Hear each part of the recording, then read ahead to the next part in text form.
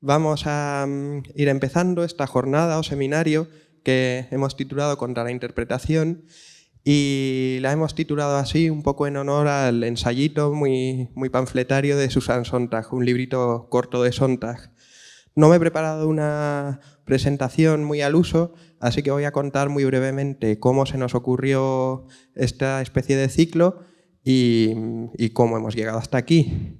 Yo habitualmente estoy del otro lado, me impresiona un poco haber saltado del público al escenario y le hacía propuestas a Tatiana un poco disparatadas. Le solía proponer, le insistía en que teníamos que hablar de cómo la palabra posmodernidad se había ido vaciando de sentido, cómo posmodernidad se había convertido en una especie de comodín que ya no significaba nada. Pensamos también que la palabra neoliberalismo, pero del otro lado también había perdido su significado y se usaba un poco como arma arrojadiza. Teníamos entonces ya un tema sobre el sentido, de alguna manera, sobre la distancia entre el signo y la realidad, sobre cómo algunas palabras empiezan a derivar. Derivar en un barco es moverse de lado. Normalmente los barcos navegan hacia donde apunta su proa, pues las derivas cuando se mueven se desplazan lateralmente. Teníamos esta deriva del sentido y yo, no tanto por casualidad como porque ya me interesaba un poco el tema, leí el libro que acaba de sacar Luis Boullosa, que está aquí con nosotros. El libro se titula 10 maneras de amar a Lana del Rey y explora un poco a través de la cantante Lana del Rey un montón de temas relacionados con el pop, con la difusión del arte, un montón de temas distintos. De alguna manera se aprovecha de una manera casi violenta de Lana, que sí que tiene mucho que decir, pero se aprovecha un poco de Lana para sacar otros muchos temas. Vale, teníamos de algún modo un desplazamiento en el sentido y teníamos un ensayo sobre una cantante pop. Y ya el recuerdo del título de Susan Sontag pues acabó de unirlo todo y de dar lugar al ciclo. Podía haber sido aquel seminario sobre la pérdida del sentido de la palabra posmodernidad o podía haber sido una presentación del libro de Luis sobre Lana del Rey y al final ha sido esto, que confío que estará mucho mejor porque se ha ampliado por delante y por detrás con Víctor Lenore y con María Yelpí. Voy a presentar a los cuatro ponentes, en realidad voy a presentar a 3 porque el otro soy yo, y comenzamos. María, que va a comenzar, la tenemos allí sentada, es licenciada en Teología y también licenciada en Derecho, y nos va a hablar sobre la crítica antes de la crítica. Luis, que es el autor del ensayo, nos va a hablar sobre la relación entre capitalismo y romanticismo y un poco cómo el capitalismo y el romanticismo apuntaran el mito de la familia.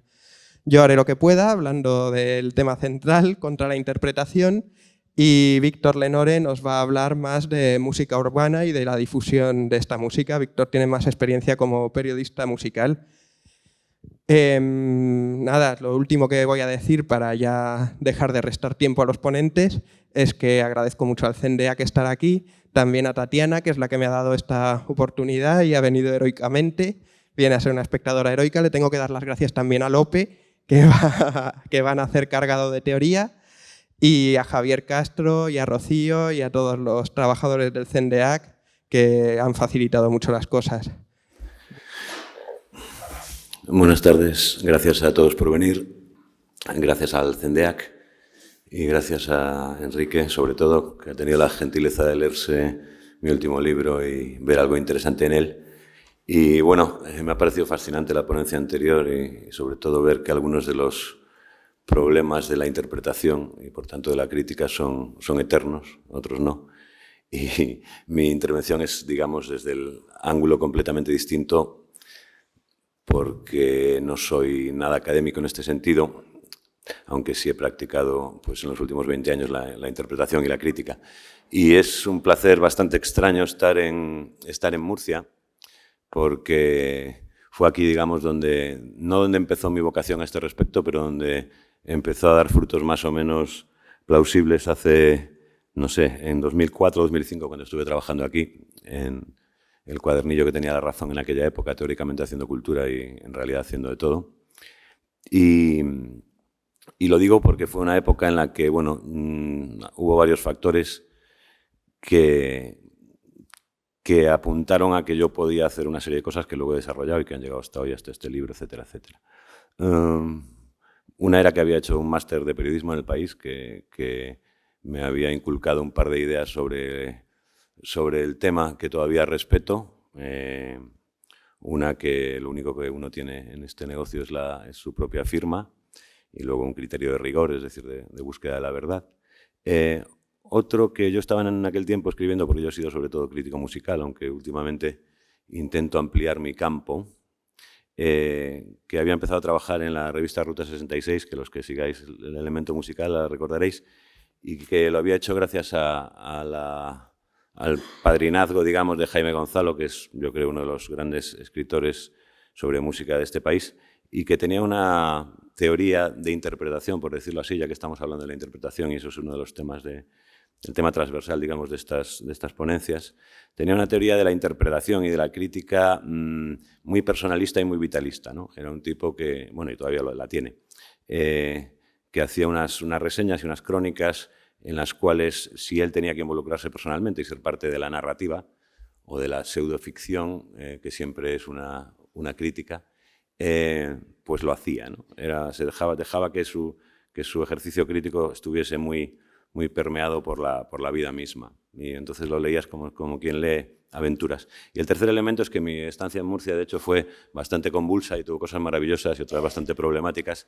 Y entonces esas dos vertientes empezaron a tener sustancia. Es decir, yo pude añadir cosas de mi vida a la narrativa crítica que yo quería ejercer, ¿no?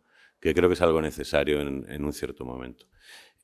Todas esas cosas perviven en este libro, que es el motivo por el que yo estoy aquí, y que me ha enseñado muchas cosas, que luego intentaré resumir en una serie de puntos breves que he hecho sobre lo que yo considero que debe ser mi crítica. Es decir, yo no me atrevo a decirle a nadie cómo debe ser la interpretación. De hecho, creo que la interpretación debe ser, o debería ser, como todas las cosas buenas, un espacio comunal en el que es muchas cosas al mismo tiempo, ¿no?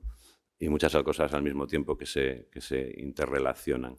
Pero sí he hecho algunos puntos sobre lo que yo creo que gente como yo, que va muy campo a través, que no tiene una formación reglada en ese sentido o académica, y que se ha abierto paso un poco como ha podido, de una manera muy mixta, puede considerar que es la interpretación o que es la crítica. Sin embargo, Enrique me decía que quería que hablara de un concepto, que ampliase un poco un concepto que es bastante simple, pero al mismo tiempo a veces me resulta un poco complicado explicar, del que yo hablo en mi libro, que es una visión del contexto histórico del pop como una novelita familiar triangular en la cual uno de los vértices del triángulo es la familia, otro el romanticismo y otro el capitalismo, ¿no? Es interesante el tema, así que me voy a extender un poco sobre eso y luego voy a intentar conectarlo con el ejercicio de la crítica o de la interpretación. Bueno, el libro que yo he escrito se llama 10 maneras de amar a Lana del Rey. No me voy a extender sobre el libro en sí, sino sobre este tema que toco. Y en realidad es un libro romántico, porque yo considero que gran parte de nuestra contracultura, no sé si nuestra cultura, pero sí de nuestra contracultura, ha sido y sigue siendo romántica, básicamente. Y la metáfora esencial que atraviesa el libro es la del viaje iniciático. ¿Pero qué viaje iniciático? Es el viaje iniciático de la cultura teen, de la cultura que empieza en los 50 en Estados Unidos, en el momento en el cual toda una casta de jóvenes o de casi niños se hace un movimiento en el cual intenta extirparse de la familia y evolucionar hacia una comprensión de quiénes son, de su yo profundo. El movimiento es clásicamente romántico, es decir, si vemos el romanticismo, pues vemos toda esa evolución en la cual primero uno busca su yo profundo en las soledades del desierto o en las cuevas del eremita, como luego hay un giro que se proyecta probablemente. Hay un libro muy bonito que cito en mi libro de Caillois, El mito de París, y que cuenta pues, ese momento en el que el mito romántico vira y pone a la gran metrópoli como ese centro de búsqueda y de encuentro con el yo, ¿no? todavía no hemos superado esa fase, probablemente, ¿no? La ciudad sigue siendo el lugar, en gran parte. En todo caso, el viaje es el viaje romántico en el cual esos niños, esos teenagers de los 50, huyen de una familia que ven como castradora. Curiosamente, huyen en una época en una época de abundancia, en una época de absoluta placidez. Y, por tanto, la pregunta es de qué está huyendo alguien que no sufre ninguna calamidad, alguien que tiene toda la vida sonriéndole ante sí, ¿no? Bueno, huye del tedio familiar absoluto y del hecho de que esa familia autoimpone un papel, ¿no? Es decir, es una familia vampírica, como todas por otro lado, que te cambia seguridad por identidad. Es decir, te dice, tú ya no puedes tener una identidad, yo te adjudico una de las que tenemos aquí y a cambio te protejo, ¿no? Probablemente en un momento donde la protección no es tan necesaria, de repente se empieza a volver intolerable. Hay un libro maravilloso que no sé si cito en mi libro o no, que es este de David Cooper, uno de los fundadores de la antipsiquiatría, que se llama La muerte de la familia, y que a mí me gusta mucho porque es de esos libros de los años 70 que entran desde la primera página con los caballos en la iglesia, ¿no? Diciendo, como no tenemos dioses, debemos inventar poderosas abstracciones. De estas, ninguna tiene la capacidad destructora de la familia. Y luego dice, la familia sabe inculcar de modo aterrorizante y aterrorizador que no es necesario plantearse dudas sobre estas cuestiones. La familia, como no soporta ninguna duda acerca de sí misma y de su capacidad de generar salud mental, entre comillas, y las actitudes correctas, destruye en cada uno de sus miembros la posibilidad de la duda. Bien, el viaje de huida de la familia y de búsqueda del yo es romántico, pero yo creo que es incompleto si no se tiene en cuenta cómo se completa el círculo, ¿no? Creo que todo el romanticismo, o parte del romanticismo, a veces peca de estéril porque no se da cuenta de que hay un nuevo giro, porque no se da cuenta de que la comprensión total de la identidad propia no puede ser solo individual, sino tiene que ser colectiva. Entonces, si tú te has despegado de una familia y has empezado a saber quién eres, y lo has hecho bien, tendrás que darte cuenta en algún momento de que para saber quién eres completamente debes ingresar en otra familia. Una familia elegida, en una familia electiva, en otro tipo de mecanismo de soporte. Y creo que toda la contracultura esta que surge aquí, teen, que se desarrolla en los 60 más, el hipismo, etcétera, está tan denostado, pero bueno, no he visto muchas propuestas últimamente demasiado que lo superen mucho. Tiene una pregunta constante sobre cuál es mi familia ahora. Es decir, he salido de aquí, me he identificado a mí mismo, ¿cómo puedo construir una familia nueva que sí tenga sentido? De hecho, Cooper en la página siguiente, después de decir todas estas cosas de la familia, habla un poco del mito de una familia ideal, ¿no? Dice, es también perturbadora la rareza de las fantasías sobre una familia novelesca, entre comillas, y sobre la especie de familia extraña e ideal de la cual imaginaríamos proceder. Una familia que no proyectara su problemática sobre nosotros, sino que se convirtiera en el imaginario vehículo en el que se desarrollaría nuestra propia vida. Es decir, la búsqueda no es la búsqueda de la individualización absoluta, sino la búsqueda de un grupo de apoyo y protección que no nos exija a cambio de esa situación nuestra propia personalidad. Bien. Ese es el arco, y está muy bien definido al final del prólogo de Camus, del hombre rebelde, cuando dice lo de yo me rebelo, nosotros somos. Yo me rebelo, luego nosotros somos. Es decir, el no de la rebelión crea al hombre, pero lo que crea realmente, lo que habilita realmente, es la posibilidad de un nosotros, ¿no? Es a partir de esa rebelión que la posibilidad del nosotros aparece, ¿no?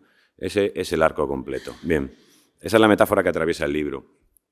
Pero la idea que me pedía Enrique que explicara un poco mejor es el marco que yo me he inventado, por supuesto, todo esto son cosas que pienso, probablemente las ha pensado mucha gente antes y mejor, el marco en el que se desarrolla ese viaje es esa relación también familiar de la que yo hablo.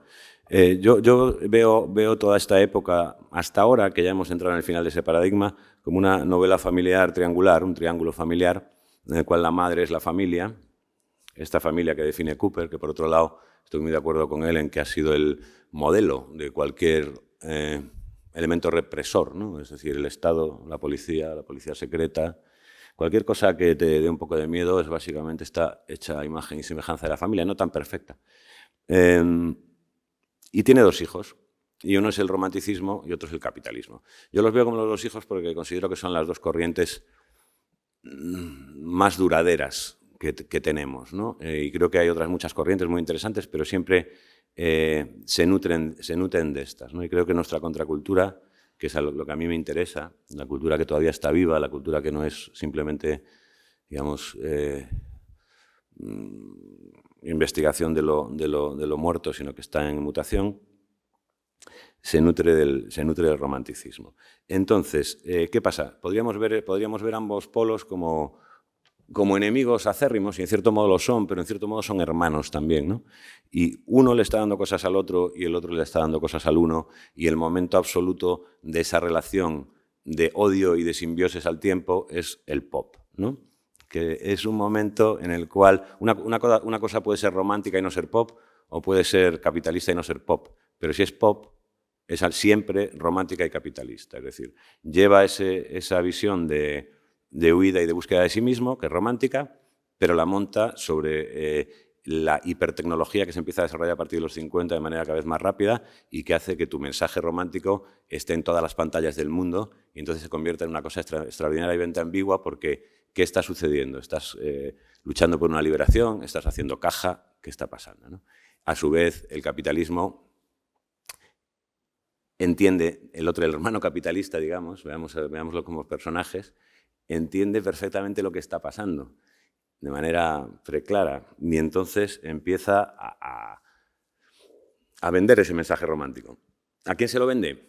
A los mismos románticos. Y es una paradoja muy bonita que define muy bien Burroughs en el prólogo del Almuerzo desnudo, cuando está hablando de la droga, y dice, la idea no es venderle la droga al yonki, es venderle el yonki a la droga, que es una definición del capitalismo en 2 líneas absolutamente acojonante para mí, vamos. Y esto, tú no le vendes la rebeldía enlatada, ¿no? El capitalismo empieza a hacer pequeñas pantomimas de lo que es la rebeldía romántica y las vende. Pero en realidad no le está vendiendo esas pantomimas al teenager. Está cogiendo al teenager y se lo está vendiendo a la gran pantomima de la venta, ¿no? Entonces, luego sucede otra cosa muy interesante. Entonces yo derivo y me empiezo a imaginar toda esta historia familiar, ¿no? Que es que la familia, esa familia es como una especie de máquina biológica que lo único que quiere es no morir y a costa de lo que sea, comete un error garrafal, ¿no? Que es pensar que es el hijo romántico es el enemigo, ¿no? Porque lo ve intentando salir de la familia, generar una nueva familia, y no se da cuenta que un deseo de mutación, de regeneración, siempre es en el fondo un respeto, ¿no? Y no se da cuenta de ese arco en el cual al final se vuelve una familia. Y piensa que el hijo capitalista, sin embargo, es bueno porque parece respetar su posición de dominación. Y eso es a la postre, si lo vemos históricamente, un error trágico, ¿no? Porque mi teoría es que la familia ya no existe a futuro, es decir, existen sus restos y funcionan, y mi abuela me puede traer galletitas, pero realmente ha desaparecido. Y quien ha ejecutado a la familia ha sido el capitalismo, no el romanticismo. Yo creo que la familia moderna murió básicamente en el momento, no en que alguien mandó a su abuelo a un asilo, sino en el que nos convencimos colectivamente de que eso era lo moralmente correcto, ¿no? Y en el momento en el cual su función de defensa, aquello que nos decían, tú me das tu identidad, yo te doy una protección, su función de protección ha desaparecido completamente, no de protección contra otros elementos exteriores, interiores, legales o de cualquier otro tipo. Bien, este es el marco en el cual se desarrolla ese viaje iniciático, ¿no? Pero ese es el marco en el que se desarrolla también la crítica. El viaje iniciático está inmediatamente de la Vida teenager, se solapa con la creación de arte por esos mismos teenagers, que es lo que en un momento dado es el rock and roll, y etcétera, etcétera, que es una cosa que nos ha influido a muchos de mi generación mucho y de la que hemos escrito, etcétera, etcétera. Y a su vez, esa creación artística se solapa con la crítica. Yo no creo que la crítica sea una cosa estanca, ¿no? Creo que es una cosa, si hablamos de contracultura, creo que la vida, el arte y la crítica se entrecruzan de modo constante, ¿no? Yo no creo que un reseñista, un señor que escribe unas reseñas muy bonitas de cine y que vive de eso el resto de su vida, cosa que ya ahora ya no existe, pero que existió, no creo que esa persona sea un crítico. Creo que es un burócrata capaz de ejercitar una de las pequeñas cosas que conforman la crítica. Bien. ¿Qué pasa? Lo que hace el capitalismo, y por eso de nuevo de modo preclaro, uno lo puede odiar, pero no puede evitar ver esa exactitud en el diagnóstico y en la destrucción, es coger ese arco del que hemos hablado, de la familia a la individualidad y de la individualidad de nuevo a la familia electiva, coger ese momento y congelarlo en el momento de búsqueda simplemente individual. Entonces, tú sales por ahí al mundo, te crees que eres Jim Morrison, empiezas a investigar quién eres, etcétera, etcétera, bla, bla, y se te congela ahí. A través de una máquina publicitaria extraordinaria que dice que la identidad es puramente individual. Todos los mensajes que llevamos recibiendo desde críos por la publicidad, excepto alguno, digamos, viejo, de vieja guardia, cuando la familia todavía potencialmente parecía que iba a pervivir, marcan que te están diciendo que tu identidad depende de cosas que no tienen nada que ver con lo colectivo. Y en el fondo ni siquiera con lo interior, ¿no? Se prefiere lo individual y se prefiere lo exterior. Los modos exteriores, la imagen, la estética, cómo esa estética es percibida por los demás, pero siempre desde ti. ¿Qué sucede cuando tú crees esa publicidad, ¿no? Pues que estás aislado. ¿Y qué sucede cuando estás aislado? Que se te vende al mejor postor y que no tienes absolutamente ningún mecanismo de defensa. ¿Qué sucede en la actualidad? Y eso es interesante verlo, ¿no? Desde la crítica. ¿Por qué no se habla de una cosa tan candente? Es decir, ¿por qué no se dice que hemos sido inmovilizados en la fase, digamos, adolescente de búsqueda de la identidad por nosotros mismos, que se ha destruido lo que hay atrás y que no estamos construyendo nada de cara adelante, ¿no? Es un tema que estaba extraordinariamente teorizado ya no sé, en los años 60. Yo tengo aquí otro libro maravilloso que me encanta, que es Diario de California, de Edgar Morin, gracias a mi padre que me lo recomendó hace 1.000.000 de años.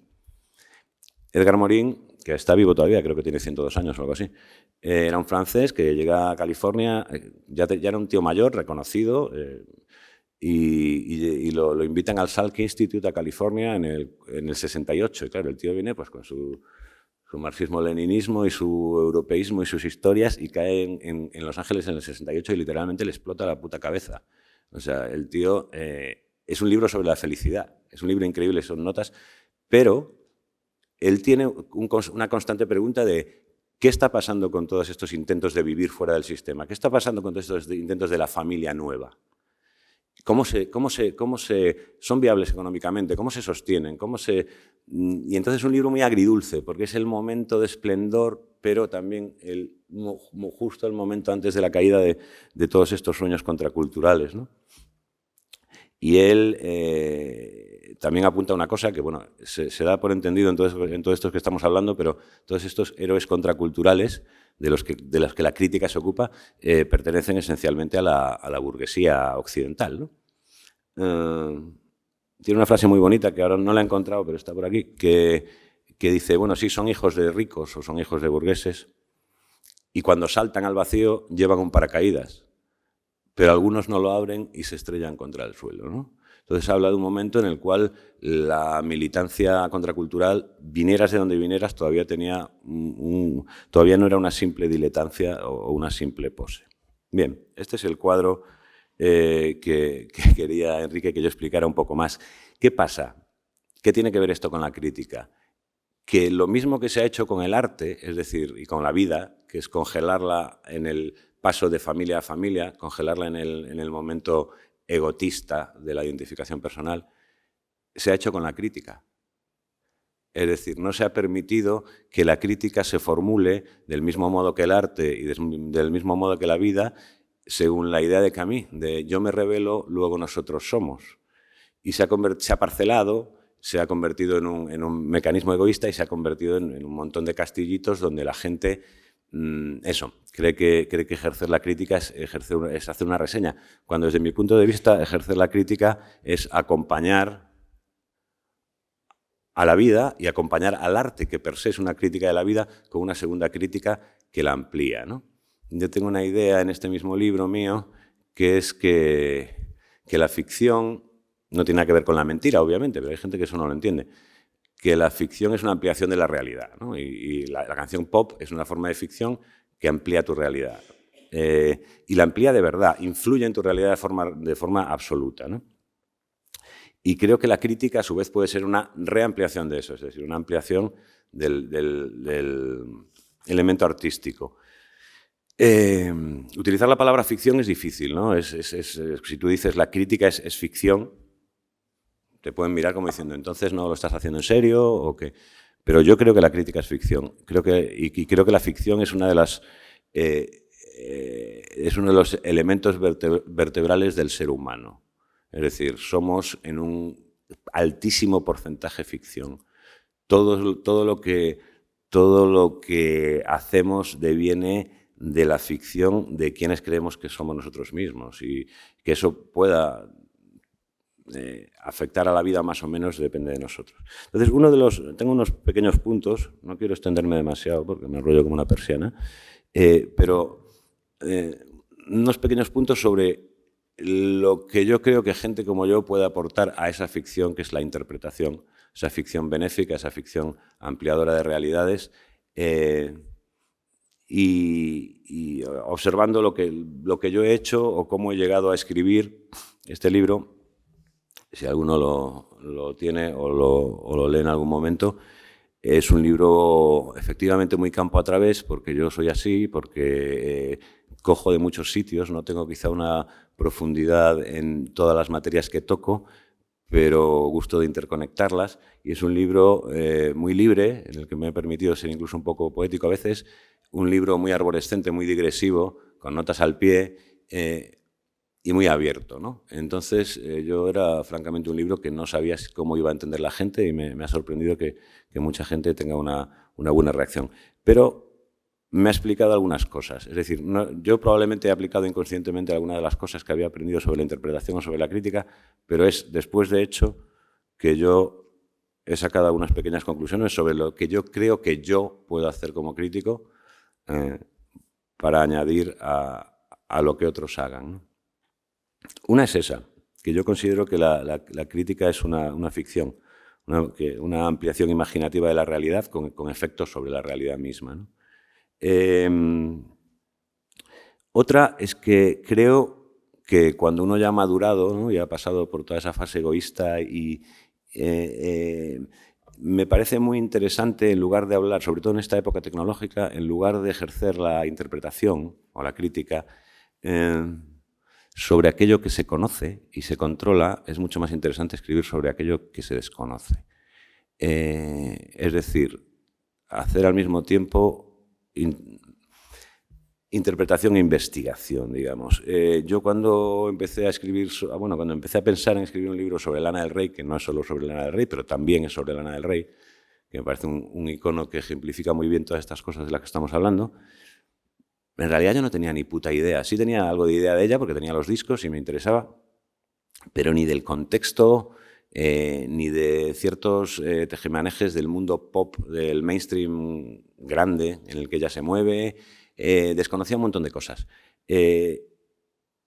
Me crea un absoluto placer como crítico entrar en un lugar que hace 7 años hubiera mirado de reojo con una cierta distancia, incluso con un prejuicio. Y creo que es tan motivador, descubrir que al final acabas escribiendo y pensando mucho mejor. Yo podría escribir un libro, yo qué sé, sobre los Stooges y el rock and roll de Detroit y sé mucho más de eso que de Lana del Rey, pero sería un ejercicio de repetición y de futilidad, ¿no?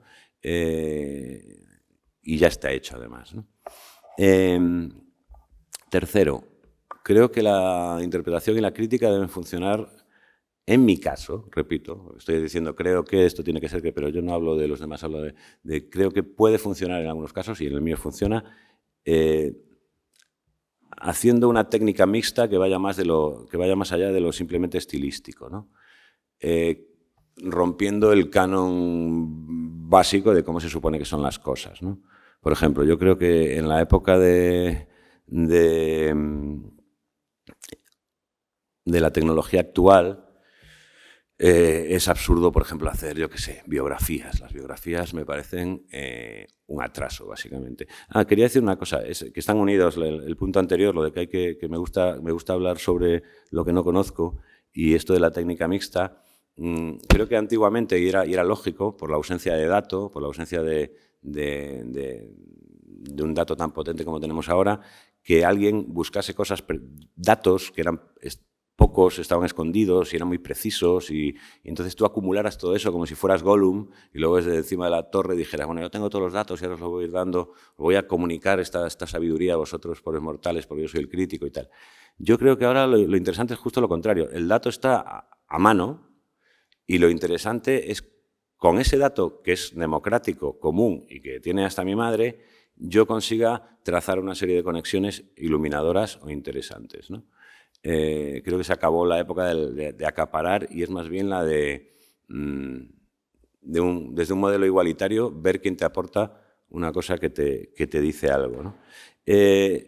Cuando estaba, bueno, esto lo he preparado un poco así a salto de mata porque llevo 2 semanas de presentaciones, etcétera, etcétera, que normalmente acaban a altas horas y entonces pues me gusta incorporar algunas ideas que se me van ocurriendo sobre la marcha. Cuando hablo de la técnica mixta me acordé de un amigo mío, Ian Mason, que es del País Vasco, es de Portugalete, y hace pues una música así muy inspirada por Julian Cope y muy ritualística y tal, y que un día dijo, mira, estoy harto de este sistema de los bares que te pagan 2 duros, de no sé qué. Yo lo que quiero es devolverle su potencia a los lugares primigenios. Entonces hizo una gira sin público, por supuesto, él solo, por un cromlech, por un círculo de piedras de no sé dónde en el País Vasco, por una capilla abandonada allá, y él me decía, yo lo que estaba intentando hacer era eso, devolver su poder originario a estos lugares. Entonces hizo un documental, siguieron, y él me decía, al final no lo conseguí, me frustré mucho y tengo una crisis de identidad del carajo. Y los que estábamos allí le decíamos, pero nos diste un montón de cosas a los demás. Se hizo un documental, bla, bla, bla, y nos diste un tipo de inspiración que dice, no todos los modelos de las cosas tienen que ser siempre el mismo. Los modelos están para romperlos, no tiene que ser porque la gira tocamos aquí, luego tocamos allá, luego vamos... y entonces yo creo que eso es muy útil para cualquiera que escriba, decida hacerlo luego o no. A mí me es útil coger cualquier cosa de la vida y llevarla a la obra y no tener el más mínimo respeto por cuál es el tipo de catalogación que esa obra debe tener. Yo no sé cómo se llama esto, yo lo llamo ensayo, pero espero que sea lo más indefinible que se pueda. Y también quería recomendar, que no lo he traído porque no sé dónde lo he dejado, un ensayo que me estoy leyendo que se llama Historia Universal del After, que publica Caja Negra, de un tío brasilero que se llama Leo Felipe, porque hace eso de una manera extraordinaria, ¿no? Y hace una cosa maravillosa que es recuperar, claro, está hablando de los afters politizados en las calles de las ciudades de Brasil, hay muchísima droga por medio, entendida de muchas maneras muy interesantes, y lo que hace es que recupera por momentos la literatura epistolar, lo cual es un momento súper freak, porque estás como en la vanguardia absoluta del tecno, del baile politizado, de la intervención urbana, etcétera, etcétera, y de repente hay como una línea por medio del libro que es la comunicación o el intento de comunicación de él con gente a través de las cartas, que nunca le responden, por cierto. Y es un libro que también me ha hecho pensar en cómo la interpretación necesita, para mí, una ruptura de los medios tradicionales. Y luego, por último, para cerrar ese círculo del que hablamos, porque el viaje está atravesando todas estas cosas, creo que, igual que todo lo demás, igual que nosotros, igual que el proceso del teenager que se desgaja y llega a California y dice, ¿ahora qué? Pues, ¿quién es mi familia? O sea, esa pregunta que subyace en toda nuestra contracultura y en toda nuestra cultura, ¿no? Desde probablemente mucho antes del mito bueno, en la Biblia hay bastantes mitos que hablan de esto, pero bueno, no me voy a desviar. Lo que sucede es que la crítica también necesita acabar en una nueva familia. Es decir, la crítica no puede dejar, si quiere ser, la crítica y la interpretación, si quieren ser algo válido, que sirva para algo, tienen que pasar de ese hieratismo en el que el capitalismo nos ha cerrado, ¿no? De, bueno, a ver si me dan una columna en no sé dónde y entonces me paga algo más y tal, y volverse de algún modo tan radical como el arte más radical y encontrar cuál es su familia electiva. ¿Cómo se hace eso? No tengo ni puta idea, pero entiendo que solo se puede hacer transgrediendo la barrera, ¿no? Si tú me escuchas esto y luego nos vamos los dos a casa y tú piensas un rato y luego te vas a dormir, probablemente algo saquemos los dos, pero creo que hay que establecer un ágora mucho mayor, ¿no? La contracultura de los 50 y los 60 planteó la comuna, que no se la habían inventado ellos, obviamente, pero replanteó la comuna como una posibilidad y replanteó el grupo musical como una posibilidad. Eso tengo otra teoría sobre eso, pero otro día, o si queréis luego tomando una copa, os la explico. Nosotros tenemos que pensar posibilidades también, ¿no? Posibilidades más allá del simposium que se queda en eso, posibilidades más allá de mi columna que publico en no sé dónde, para que la interpretación y la crítica le hagan justicia al arte, que es el que le hace justicia a la vida, digamos que es una triple superposición de capas en mi visión. Y, en fin, yo no creo que ser un crítico sea nada, no creo mucho en eso. Creo que es una disciplina, una parte de una disciplina interesante integrada en un proceso muchísimo mayor de conocimiento personal, y creo que lo interesante no es ser un crítico, sino ser crítico, ¿no? Es que la crítica, en el sentido más benéfico, sea transversal y ocupe la vida entera. Y no sé, ¿tenéis alguna pregunta al respecto de esto? Voy a fastidiar a Luis, que va a tener que volver al micrófono, y le preguntaré yo si sería posible, o bajo su experiencia, que es muy valiosa, como hemos visto, que este ágora, o si en algún momento tuviste la impresión de que pudieran haber llegado a ser las redes sociales e Internet, y en qué momento se truncó esa esperanza. Eso es muy complicada. Yo creo... A ver, yo no soy un neoludita. A mí la tecnología me interesa mucho. Y de hecho, y esto no lo he hablado ahora, ya sabía yo que se me olvidaba algo. Creo que... Yo no... Estaba hablando antes del capitalismo, yo creo que el capitalismo ha terminado. O sea, que otra cosa es que no sepamos llamarle exactamente, no sepamos qué es, pero vivimos en un mundo tecnológico que probablemente estamos pensando que está cambiando y que ya ha cambiado y ya ha barrido muchas de las cosas que existían, y para el cual yo personalmente no tengo una respuesta clara. Pero me fascina la tecnología y algunas veces me ha ayudado mucho. Sin embargo, no creo que la comunidad se pueda crear ajena a la carne. Es decir... yo no creo que el ser humano tiene esto ya es manía mía, pero creo que el ser humano tiene una manía terrible, que es pensar que cuando llega algo nuevo todo lo viejo debe perecer, ¿no? Había una cita en ¿cómo se llama este libro?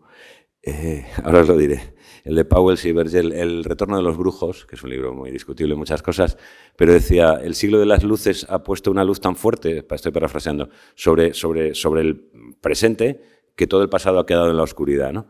O sea, somos incapaces de recoger lo bueno que hay detrás y de integrarlo, ¿no? Yo creo que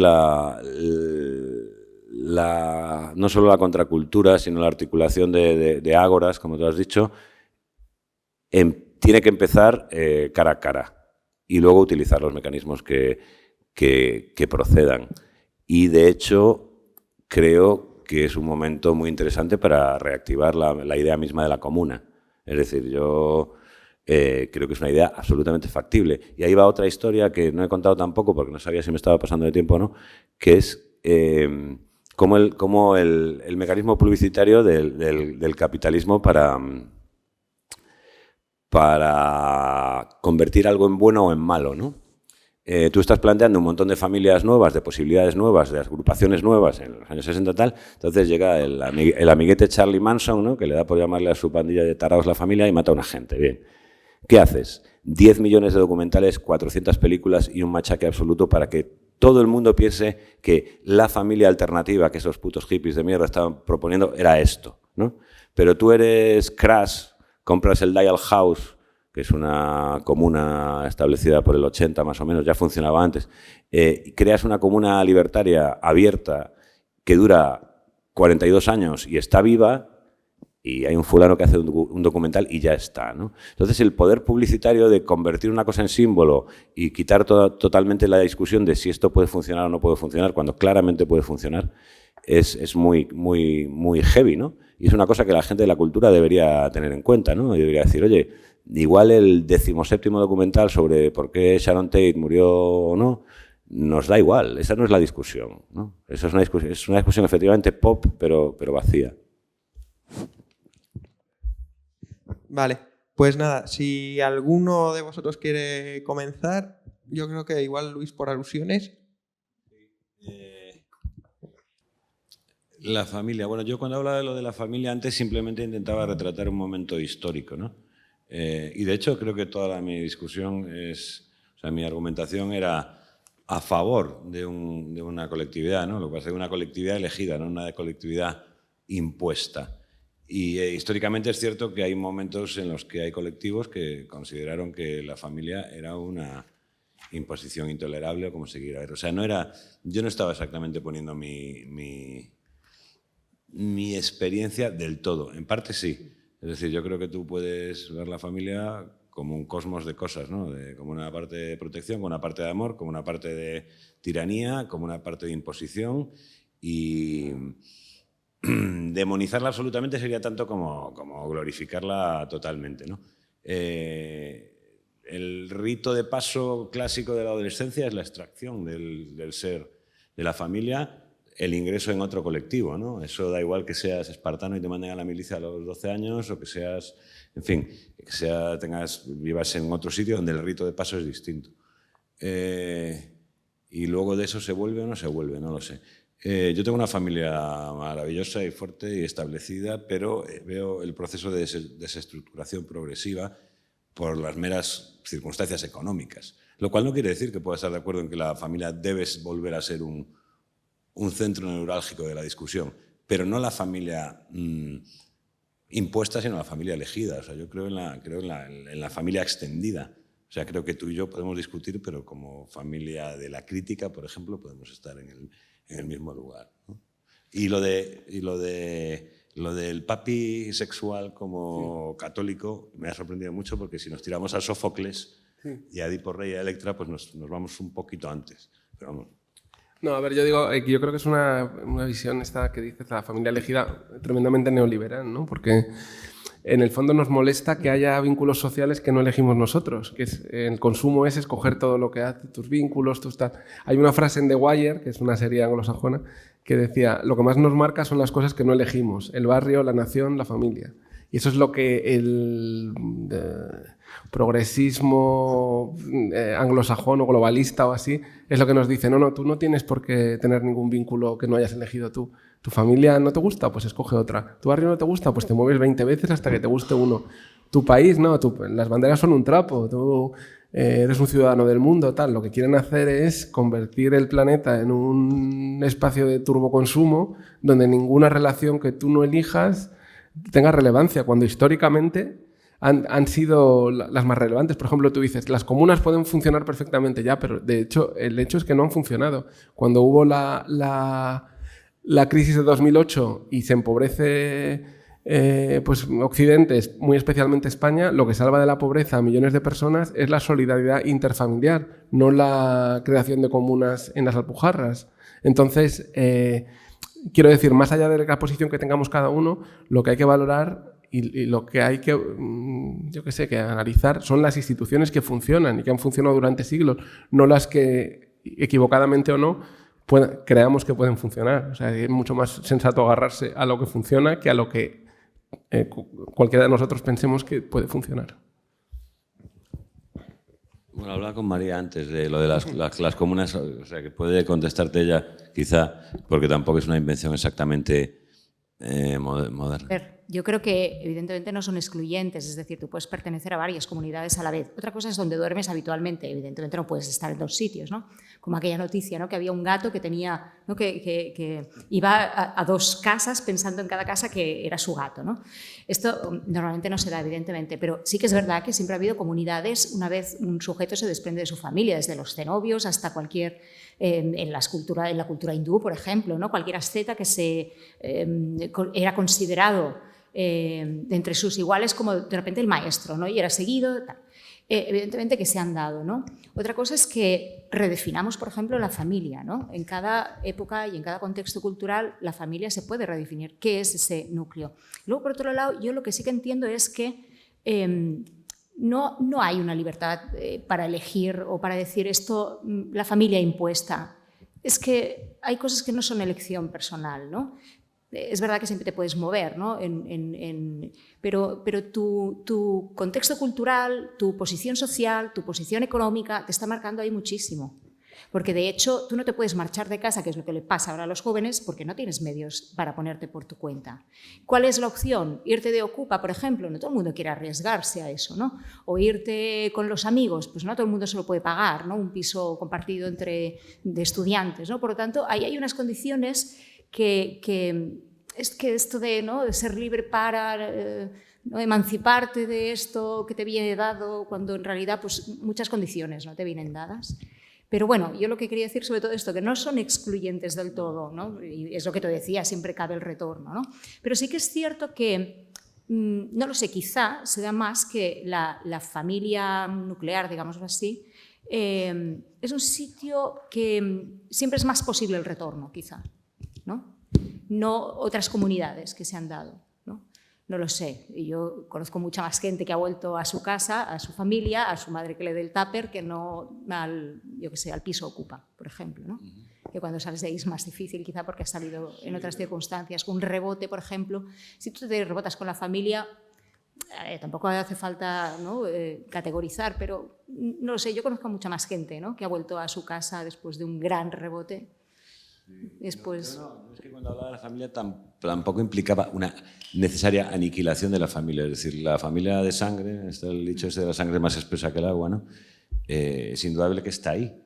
Lo que pasa es que yo creo que debe ser integrada y o sea, debe ser cruzada por otras familias.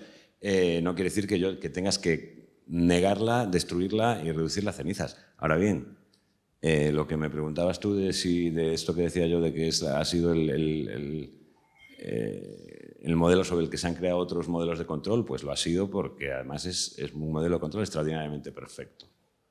Pero es un modelo de control que quiere hacerte un bien. Más que de control, de fundamento de tu propia moralidad. Es decir, todo lo que te gesta de pequeño. Sí.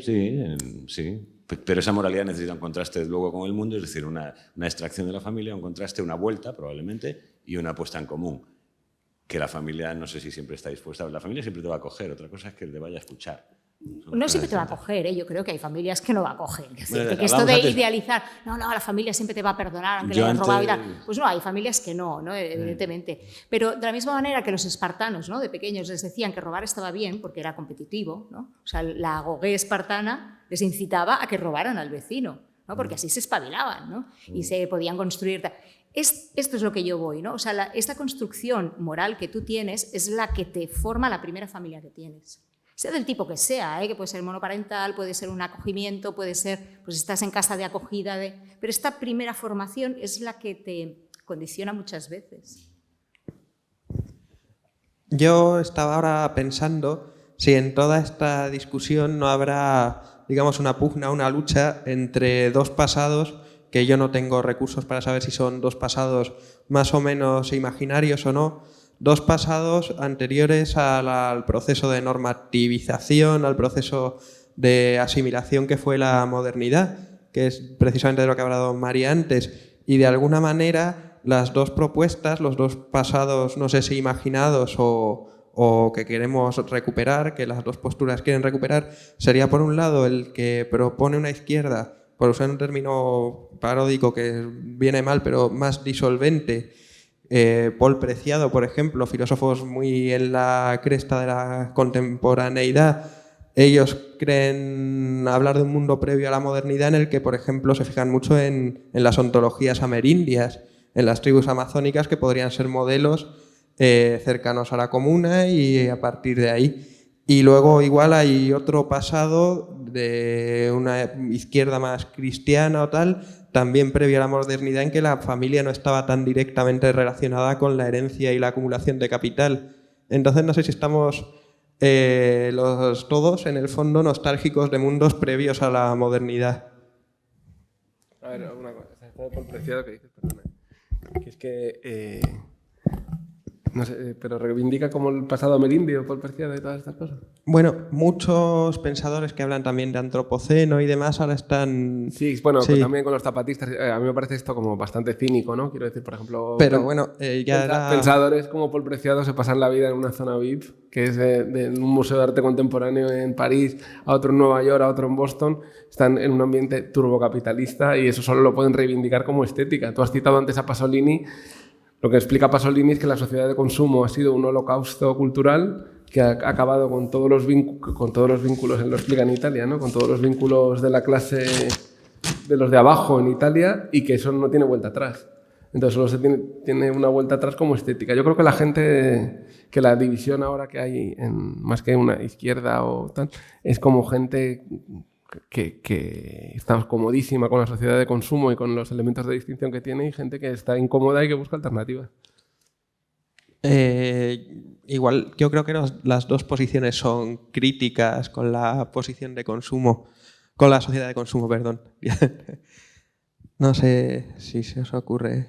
Yo creo que influye, es que es un tema tan sensible que yo creo que influye mucho la experiencia propia por mucho que uno intente distanciarse, ¿no? Es posible, pero no, y probablemente todos tengamos una parte de razón, es decir, yo probablemente soy muy sensible a ver y a crear una narrativa en torno al teenager que se quiere escapar de la familia porque yo sí he sentido ese impulso, ¿no? Y porque gran parte de mi identidad viene de la familia y otra gran parte viene de que me escape de la familia. Entonces, de alguna manera es posible que yo refleje, no convirtiendo mi experiencia en la realidad, sino diciendo, oye, reconociéndola. Yo veo en la realidad eso mismo que me ha pasado y digo, mira, aquí sucede, y lo escaneo bien. Igual otra persona que haya tenido una experiencia mucho más integrada y mucho menos de este tipo, hace otra teoría, ¿no? Hasta qué punto nuestras teorías salen en gran parte de la sensibilidad a la que hemos sido condenados, como le quieras llamar. Y iba a decir algo. Lo de las comunas me ha recordado, porque yo tengo unas conversaciones muy interesantes con mi madre, que es una señora mucho más inteligente que yo, pero que a veces discutimos y ella me decía, no, claro, porque los hippies, los 60 y todo eso, claro, eso estaba muy bonito, era muy interesante todas estas propuestas, pero fracasaron. Y yo le decía antes a María que fracasar es cuando fracasar sería que a ti te dejen construir aquí una cosa con tus instrumentos y tus cosas y que seas incapaz. Eso es fracasar. Pero que si cuando estás construyendo bombardean el edificio y eliminan todo, pues eso no es fracasar. Eso es ser literalmente destruido, es decir, ser boicoteado. Tradicionalmente cualquier intento moderno aunque sea una regresión a una comuna antigua, lo que sea, cualquier intento moderno de desviarse de lo admitido en este sentido, de lo que el capitalismo vendía, de lo que la familia sostenía, etcétera, etcétera, ha sido boicoteado de una manera salvaje. Lo mires en los hippies de los 60, que es donde lo miro yo, o lo miremos en cosas que tú estarás viendo ahora en las familias de otros lugares y de otros sitios. Entonces, esas utopías no fracasan, son demolidas, ¿no? Hombre, yo creo que la contracultura no es algo que el sistema haya atacado. O sea, ahora todos los lemas de mayo del 68 están en la publicidad. William Burroughs, como habéis sacado vosotros, está anunciando Nike. ¿Es una forma de atacarlo, de vaciarlo y de utilizarlo para una bella? No, eso es una forma realmente de glorificarlo. O sea, por ejemplo, los eslóganes de mayo del 68, muchos eran sobre la creatividad, ¿no? Sí, lo que hacían era, como hizo la contracultura, dividir a gente entre guay y no guay, ¿no? Una típica división contracultural, los hips contra los squares, la gente que se entera contra la que no se entera. Eso es una maniobra elitista de distinción con el que el capitalismo está muy cómodo. Con William Burroughs como protagonista de un anuncio, están muy cómodos con los eslóganes de mayo del 68. De hecho, el capitalismo ahora usa la creatividad, que es una palabra que a todos nos despierta cosas agradables y tal, para decir, eres pobre, es que no eres suficientemente creativo, no te adaptas, eres una persona común del pueblo bajo, tal, no sé qué. Es que claro, por eso no tienes dinero, no es porque el sistema sea injusto. Sea un poco más creativo y te irá mejor. O sea, es una falsificación con las herramientas que les ha dado la contracultura a mayo del 68 y de este tipo de movimientos. Sí, pero si tú tomas un eslogan revolucionario válido, que es lo que hace el capitalismo, lo coges, lo vacías y lo vendes, tú no estás siendo revolucionario, estás haciendo exactamente lo contrario. O sea, lo que estás haciendo es un contrarrevolucionario. Lo que pasa es que eres tan inteligente que coges un eslogan revolucionario y lo acabas utilizando, vaciándolo y utilizando para vender colonia. Pero eso no quiere decir que la contracultura o la revolución, en origen, en su sentido puro, de la gente que sí lo intentó, sean lo mismo que ese capitalismo, que es exactamente lo contrario. Es decir, si yo consigo coger una idea buena que tú tienes de manera natural, la cojo, la pervierto, la publicito y vendo exactamente lo contrario con tu idea no es mala. Lo que es malo es lo que estoy haciendo yo. Entonces es el proceso que yo intentaba contar entre el hijo romántico y el hijo capitalista, que es la venta, o sea, la perversión de la idea y su venta, que es lo que hace el capitalismo, básicamente. Eso lo puedes ver tú también en los mismos artistas que citas, ¿no? Acabas de poner un ejemplo muy parecido de cómo que se hacía con la música negra en los 50, y ese vídeo que has puesto. Pues ahora cogemos esto, ¿cómo lo blanqueamos? ¿Cómo lo vendemos bien? ¿Cómo lo pervertimos? ¿Cómo le quitamos su sentido esencial, ¿no? Sí, pero con la música negra no funciona y con la contracultura sí. Bueno, con la música negra también funciona en muchos aspectos, coño. O sea, hay pocas cosas más capitalistas salvajes que el hip hop americano negro. Tú ves a Nicki Minaj, es una tía que es capitalismo encarnado. A mí me flipa, me gusta mucho musicalmente. Entonces, has conseguido que toda una revolución social acabe exhibiendo de una manera totalmente obscena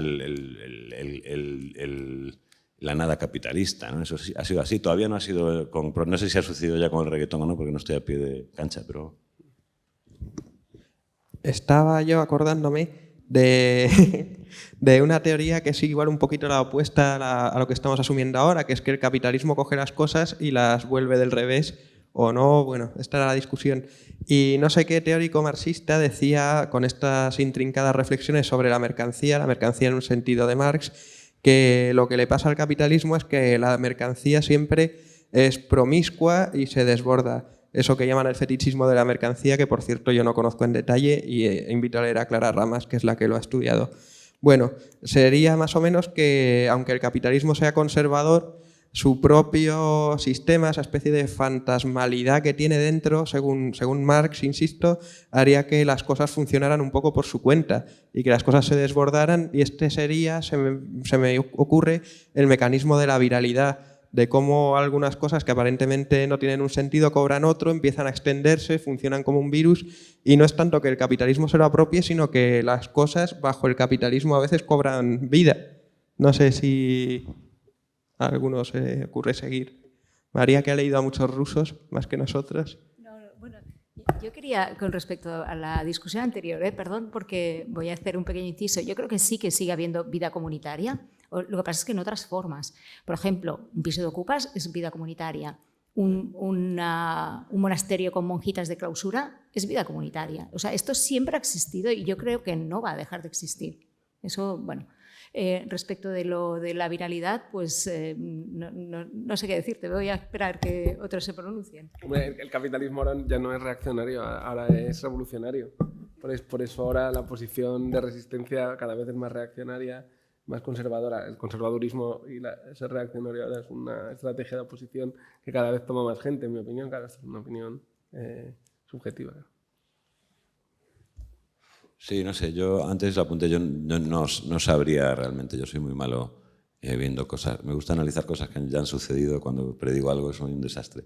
Pero lo que sí que creo es que lo que hablábamos antes, yo no sé si esto en lo que vivimos es capitalismo o cómo llamarlo, pero yo siempre he visto al capitalismo, o lo percibo así, es una impresión personal que yo no puedo amparar con demasiada teoría, la verdad, pero como un movimiento un poco aceleracionista y depredador, ¿no? Y que no tenía un dios. O sea, así como el romanticismo es relativamente panteísta, personalista si quieres, pero ve maravillas por todos lados, el capitalismo ha vivido de vender absolutamente todo, ¿no?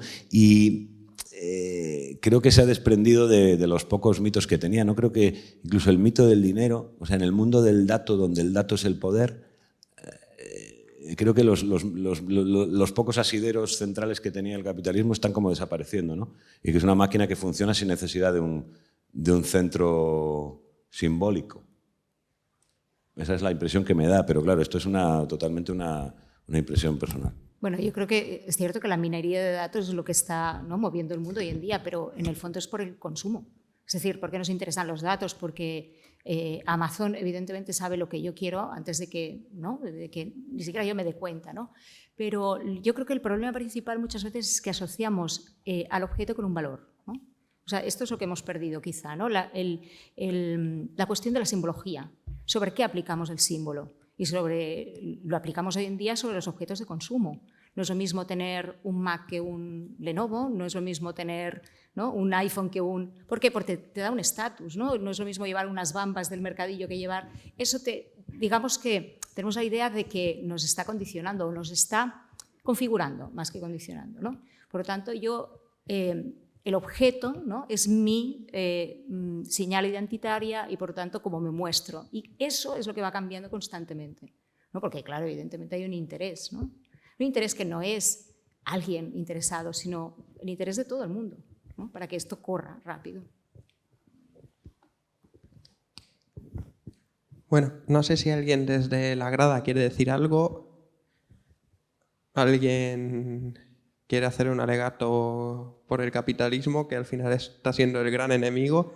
Ya digo que a mí me gusta a veces leer el texto de Zola para también centrar un poco las cosas y pensar que a veces hay subordinaciones incluso peores que el capitalismo. El texto tan ingenuo en el que dice que ahora que el mercado va a mandar, qué bien que ya el escritor no va a tener que escribir lo que quiere el noble o lo que quiere el clero. No sé si alguien tiene algo que decir sobre eso. No. Era muy ingenuo, pero... Quiero decir, para hacer cualquier cosa de esas se necesita un nivel de ingenuidad bastante heavy metal, ¿no? El problema es mantenerlo cuando ya tienes 50 años, pero que lo tenemos es obvio, ¿no? Yo lo tengo, desde luego, y no lo digo como un rasgo positivo. No sé si Tatiana quiere hacer alguna pregunta, que está hoy del otro lado.